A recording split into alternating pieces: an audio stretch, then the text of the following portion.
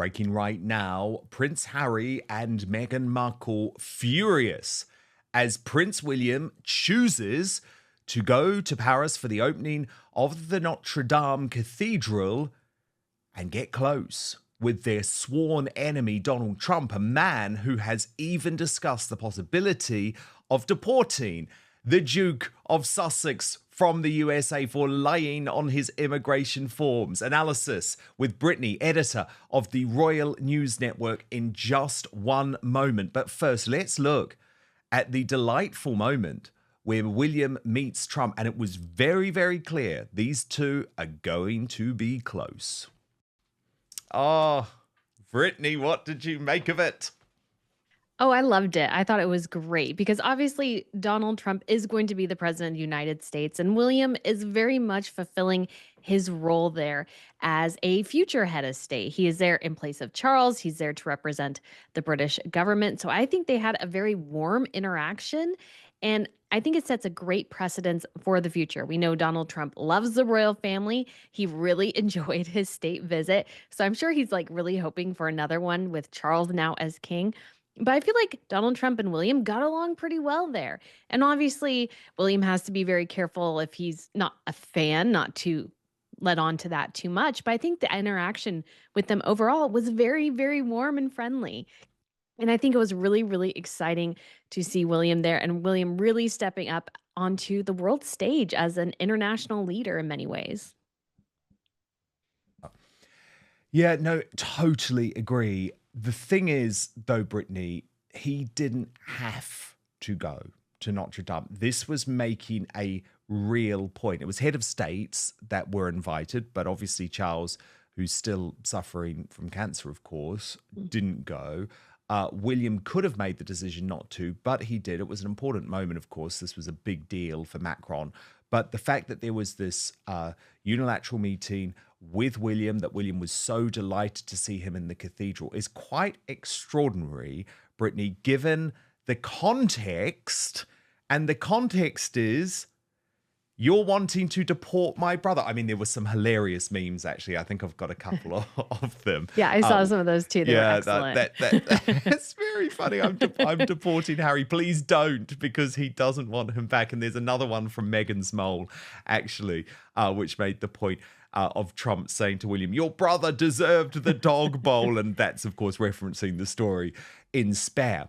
But this is significant because it's almost inevitable that Harry would have come up in that unilateral meeting. And that is what other royal insiders like Ingrid Seward, the editor of Majesty magazine, have been reporting today. Brittany, do you think that's the case?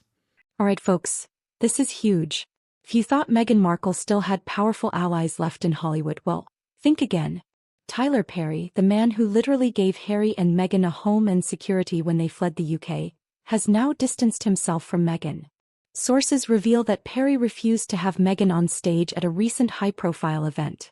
Let's not forget, Tyler Perry was once Meghan's biggest Hollywood protector. But now, even he is stepping away from the Sussex mess. And that tells us everything we need to know. Tyler Perry didn't want Meghan on stage. Why is he stepping back? Hollywood insiders say Meghan is overbearing and drives people away. I mean, he might have come up as a small factor. Of course, there are so many other big things going on in the world in between the United States and United Kingdom. So I would hope that more important topics of conversation came up beyond Prince Harry, because obviously there's so many other issues those in the United States wish probably that Donald Trump would get to first over Harry. But I imagine he definitely did come up, because I think definitely when it comes to Prince Harry and Meghan Markle, their sort of cosplay royal routine, they were allowed to sort of do that under the last administration and nobody really raised any eyebrows. I think that'll really grate on Donald Trump and that administration. And so I don't think they can play the same cosplay royal routine without any repercussions in the new administration, because Donald Trump and his team is going to go, hey, wait a second. We are the head of state. We are the government here, not you two. We don't even know what you two are doing. So you need to stop that now. If not, we'll obviously go to the next steps, because Harry and Meghan, again, the danger and the weird thing they do is trying to be royals here, but they're not royals in the United States. They are simply cosplay royals. They are simply sort of a weird group of celebrity, and they need to sort of stick in that lane rather than just trying to recreate what they had in the UK here. Because, I mean, they've told us time and time again, they hated the UK, they hated royal life. Why are they trying to redo it here? So I think it'll be interesting to see how the Donald Trump administration deals with Harry and Meghan. I mean, again, I hope that it's not high on the list of priorities, but it'll be interesting to see how it all plays out as well. Harry will view it as a major betrayal, though, Brittany, because you know how Harry thinks. He is constantly looking for reasons to be angry with his brother. And my belief is that this pushed all of those buttons. Well, I mean, you got to think too when it comes to the picture of the four generations. So Queen Elizabeth, King Charles, Prince William, Prince George, and apparently Prince William got really, Prince Harry got really frustrated over that. And then you had the Christmas picture where it was, I think, just Charles and Camilla, and then a picture of the Waleses family. And Harry was incensed by that. So it was obvious, though, that what the Queen was trying to do at the time was reflect the continuity of the monarchy. And yet Harry took that as an offense when he really didn't need to take that as offense. So, of course, he might be miffed by that, but this is William's job. William's job as a future head of state is to really have this great relationship with world leaders. And we don't know what Queen Elizabeth really thought about a lot of the world leaders she interacted with, because her job was to, no matter who it was, host them with dignity, host them with respect. That way, the royals, what they do is they sort of grease the wheels between the ruling government, whoever actually has the policy power, and the foreign government. So they're there to be that soft arm of diplomacy. And so William, of course, it is his job to go meet with Donald Trump. Prince Harry should not be mad at that. But he will be. Of course, He reality doesn't totally hit because very well. you've absolutely made the correct point. I broke the story of Megxit nearly 5 years ago, actually, 5 years ago next month. And it was in my initial story, Brittany, where I was briefed by sources close to Prince Harry that he was absolutely livid about that picture that you referred to, absolutely livid about this so-called snub from the late Queen. Utterly ridiculous. As you say, it was a historic moment for the Queen to show that the succession was strong. Charles, William, George. It wasn't some sort of personal slight against Harry. As you can imagine, two different views from both ends of the political spectrum about the Trump and William growing special relationship. Narinder Kaur wrote, "This is the moment you know William is not at all ready to become a king. His father, despite all his flaws, at least acts like he's the king and people flock to him, same as the late Queen. William acting like some competition winner is really cringy." So her views seem to be, Brittany, that William was too kind to Donald Trump. Is Meghan Markle's Hollywood dream officially over? At this point, Hollywood has had enough of Meghan Markle's games. And now, let's talk about what's happening in the royal world. Because Prince William just made a huge political move, and it's bad news for Harry. William was spotted having a very friendly meeting with Donald Trump, the man who has openly talked about deporting Prince Harry over his US visa scandal. Oh, I think that's crazy. I think they had just a general conversation. If you actually watch the entire video where Donald Trump meets with Prince Albert real quick, Queen Matilda, King Philippe, and then the Grand Duke Henri and Grand Duchess Maria Theresa, in that line before getting to William, they all had very general positive interactions, it appeared like, because they're on the world stage. They know the cameras are on them, so they're not going to be rude or anything. But this is what royals are supposed to do. If they have personal feelings about a politician, if they are not a fan, that's something to maybe share with their spouse and probably nobody else, because their job is to put this great face forward and to have a really positive relationship. And it seemed like, to me, from what I could tell, Donald Trump had a positive interaction with every single royal there, other politicians as well. And obviously, people have their opinions on Donald Trump, which seem to range in the extremes. But this is exactly what William is supposed to be doing. And although he is not the head of state yet, he is a future head of state. And so he may have a relationship, and he'll have a relationship for as long as his life continues with the United States in sort of a diplomatic capacity. And so William was enacting and fulfilling that role instead of his father and on behalf of the British government. He was there representing the British people. I think it was even King Henry, I think maybe even the fifth, who was actually crowned in the Notre Dame Cathedral. And so you have a very strong relationship between the French and the English going back many centuries. And so it was very appropriate for a member of the British monarchy to be there. And I think it looked like a fantastic event and a fantastic opportunities for some of these world leaders to interact and continue to grow and develop their relationships. Indeed, and especially at the moment, Brittany, because relations between the new UK government and the incoming US government are so terrible. I mean, David Lammy, the UK's Foreign Secretary, had previously described Donald Trump as a neo-Nazi. So I think Lady Colin Campbell summed up the other side of the coin best when she wrote on X, the meeting between Kensington Royal Prince William and President-elect Donald Trump demonstrates as nothing else can how lucky we are to have a constitutional monarchy instead of a republic. After the way the present British government has traduced the incoming president, it is highly unlikely we would have had the possibility of a good relationship with our main ally had Trump had to work solely with the raw material of the Starmer government. This is particularly true as regards the Foreign Secretary David Lammy, who wasn't only vitriolic but personally offensive in the unprofessional way only a sanctimonious ignoramus can be. God, I love Lady C. Thank God we have a royal family which understands how government as well as diplomacy and foreign policy should be conducted. We are also lucky that Trump, the son of a Scotswoman, represents the monarchy and that both he and the royals understand why honey brings rewards, vinegar can't.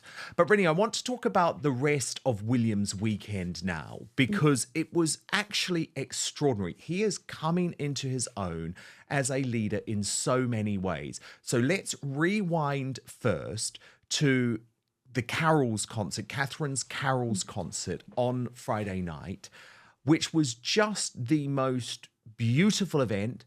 The whole family was there. And do you remember, Brittany, earlier this year, this was only a dream, really, to imagine that Catherine would be healthy enough to host the event, have all of her family there, and it was just so special. Let's not forget, Harry admitted in his book Spare that he used illegal drugs, which is a serious issue for U.S. immigration. Prince William and Trump's growing friendship, a new power move. Could Trump actually deport Prince Harry if he wins? Is the royal family preparing for Harry's downfall? At this point, Harry and Meghan should be very nervous about what's coming next. And now, let's talk about the bigger picture, because Meghan's entire Hollywood career is falling apart. First, her Netflix projects failed. Then Spotify dropped her and called her a grifter. No.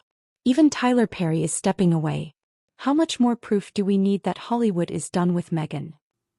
It was really a fantastic event. Obviously, many people, you're right, did have questions about whether or not this would go on. It's become, I think, a really iconic date within sort of the royal calendar and the Christmas time to have this Carols event. And I think it's something that Catherine has become really, really passionate about as well. And I felt like this year, and I can't quite remember the exact phraseology, but something to the effect of, coming alongside people is sort of the theme for this Christmas Carols event. And I think that's something she felt very intimately this year because she had to rely on her husband, on her children, on her family to support her through this very difficult medical diagnosis. And I think once she reached Christmas time, there's sort of a special emotion that comes with that. And so I think she is very grateful for this year, looking forward to the future, and yet also still recovering, still getting her strength back, still sort of reorienting herself after such a challenging year. And I think William has been a very strong force by her side. And I'm looking forward to seeing her more in 2025. It's been a very strange year without Catherine, but so grateful and amazing to see her doing so incredibly well. Indeed, but don't you think, Brittany, that Prince William has come into his own? Because think about how big this weekend was for him. Friday night, the Carols concert, his whole family there. Catherine's biggest event of the year. Saturday, straight to Notre Dame, where the eyes of the world are on him, specifically that meeting with Trump. Sunday, back to one of his passion projects, homelessness, where he was absolutely at home, making the food, making jokes, really connecting with people. And it's almost like sometimes, Brittany, you think he has the best of Charles, his father, but also Diana, because look at the hugs and everything. There's an ease in the way that he is conducting his business at the moment. And I actually think there's an ease that he has had since having to do much more on his own following Catherine's diagnosis. What's really interesting is my royal insiders say rather than crumble, he actually took a lot of strength from going out, meeting the public, and he has really enjoyed these solo engagements. Yeah, it's great to see him continue to grow into this role because I think obviously after Her Majesty's death, it was a time period where they were all sort of figuring out how the dominoes would fall because Queen Elizabeth had been such a forebearer, a standard in the royal family for so long that to adjust was going to take some time. But I feel like William has definitely come into his own this year. He's really starting to grow and develop his role as the Prince of Wales. We have his homelessness project, Homewards, going on and continuing to grow. He's continuing to sort of adjust how the Duchy of Cornwall works. And so he's had these great successes and a couple of huge things this weekend. A family event, obviously led up by his wife in many ways, where he is there as a support, and then going on to the world stage and being a world leader, or in some ways a future world leader as he is at the Notre Dame reopening service, and then going and doing a charity project and encouraging those around him. I think is just so great to see him doing so well despite the challenges. And sometimes when you have a family crisis like this, it forces you to grow in different ways that you wouldn't necessarily anticipate, but can really develop into a just a really strong sense of purpose. And I think that's what William is feeling since Catherine's diagnosis and going through this whole process. And obviously, you have the grief as well for the loss of his grandmother just a couple of years ago, and his grandfather and his father going through his own cancer diagnosis. That William is really finding that purpose of finding the role within the royal family that he wants to play and continuing to develop and grow it in really strong ways. And so I look forward to seeing how he continues to change up not only how the role as the Prince of Wales works, but maybe what new projects he and Catherine might add. I think we'll see that continue to ramp up and grow and grow and grow as him and Catherine ease more and more into this post-cancer life, and hopefully as well their roles as the Prince and Princess of Wales. Meghan wants to be a Hollywood powerhouse, but nobody actually wants to work with her. And why? Because she's burned too many bridges. At this point, Meghan's Hollywood career is beyond saving. So now we have to ask, what happens next for Meghan and Harry? Hollywood doesn't want them. The royal family has moved on. No. Their biggest allies are abandoning ship. So where do they go from here? There are rumors that Meghan is desperate to rebrand herself with a new inspirational project. But at this point, who's even going to watch it? It hasn't been a good beat weekend for Meghan Markle, however, as there is growing speculation that she was asked not to appear on stage with her apparent BFF, Tyler Perry, at the Paley Centre Honours. Quite extraordinarily, you'll see there were huge names up on that stage, Kerry Washington, Oprah Winfrey, but Meghan, who had gladly stolen the spotlight from Tyler on the red carpet, was not given that role. Brittany, from the Royal News Network, this was very shocking and very embarrassing for Meghan, given she is on the committee of this event, but wasn't on stage with Tyler Perry. Yet Oprah was, Kerry Washington was. Yeah, it's really interesting. I'm always cautious until I can watch the full event myself because sometimes camera angles and everything sort of impact what you can see. But I found it really interesting to watch sort of her interaction with Tyler Perry on the red carpet because he seemed, I wouldn't say super engaged with her, super excited to interact with her. Once they had taken their pictures, he was like, I want to go over here. And I think they were just moving to take additional pictures at a different angle. But you have the as well the Times of London article where he is asked about Harry and Meghan, and he had this very kind of biting response to the Times journalist.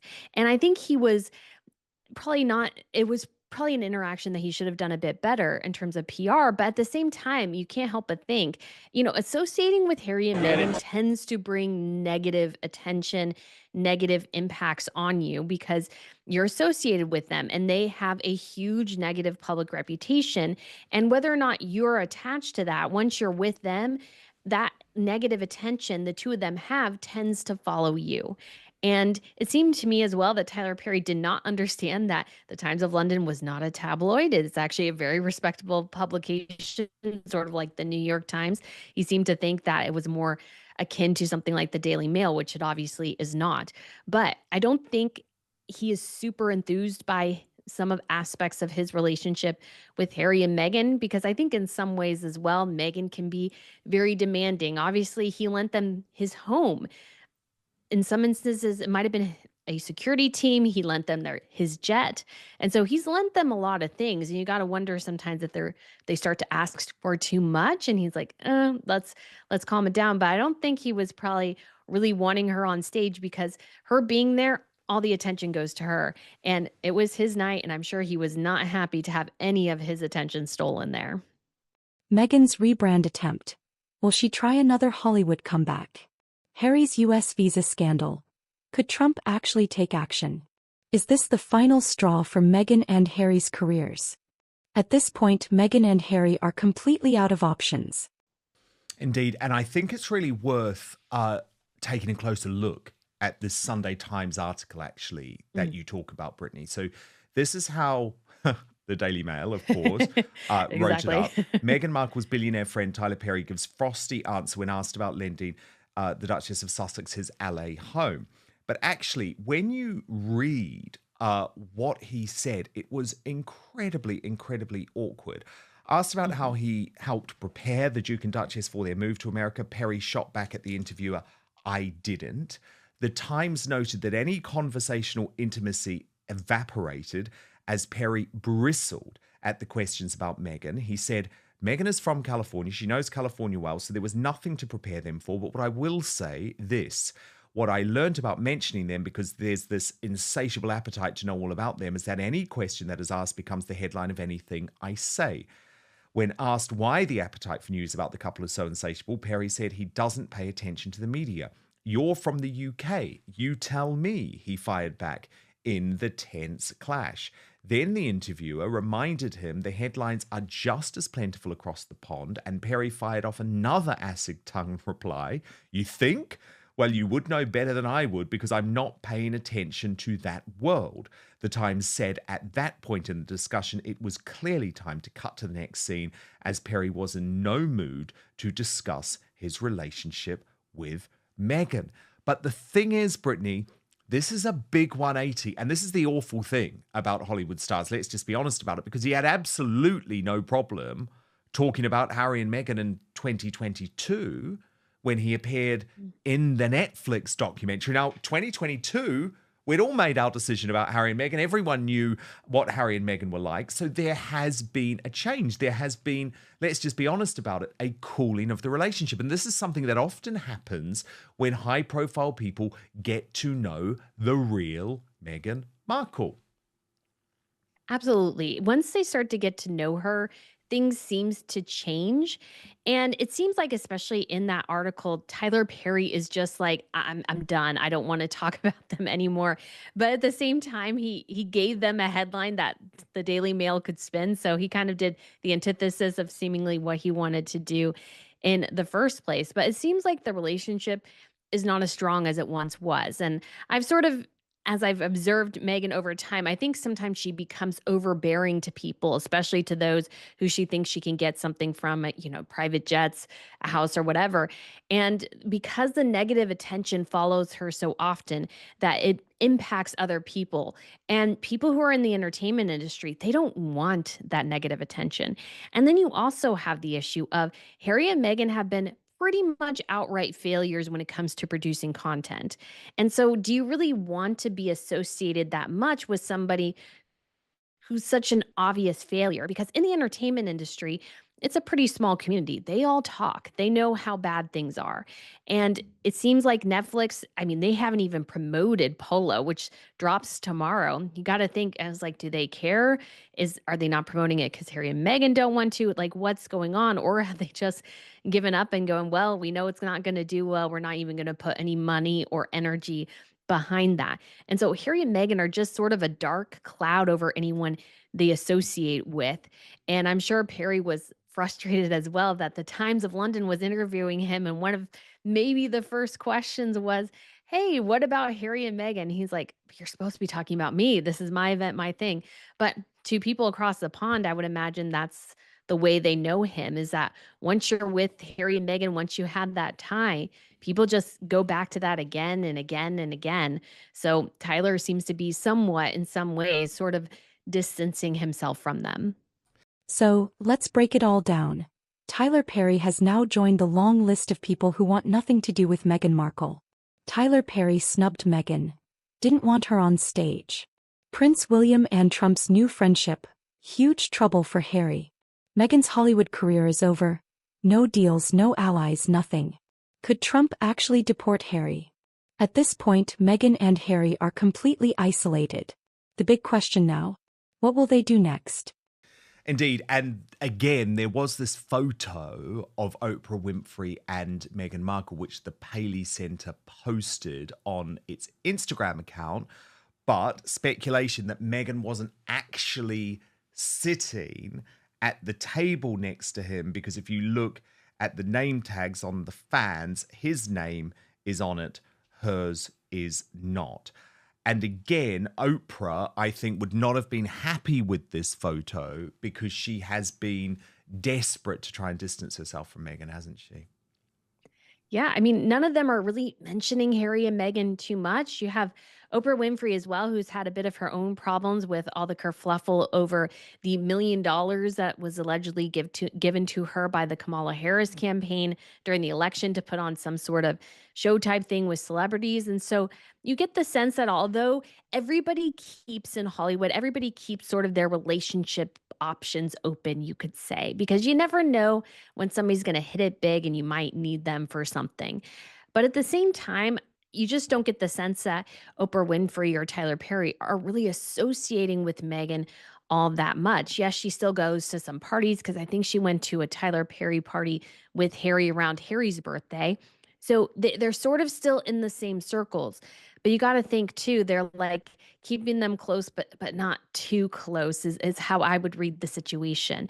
And it's interesting to see Harry and Meghan go through this, but they sort of set themselves up for failure in so many ways. And I'm sure Oprah is disappointed with the reaction to the interview she did with them, or they're just all waiting for, hey, the moment she Harry and and Meghan's divorce, they get Winfrey something. has lost all credibility. Mhm. All credibility. Yeah. But what is interesting, if you look at the Paley Centre and their posts on this, Brittany, Meghan features, but she features as sort of the red carpet bird. And then when it comes to actually who gives the speech, you can see it's Oprah. And there she is on stage.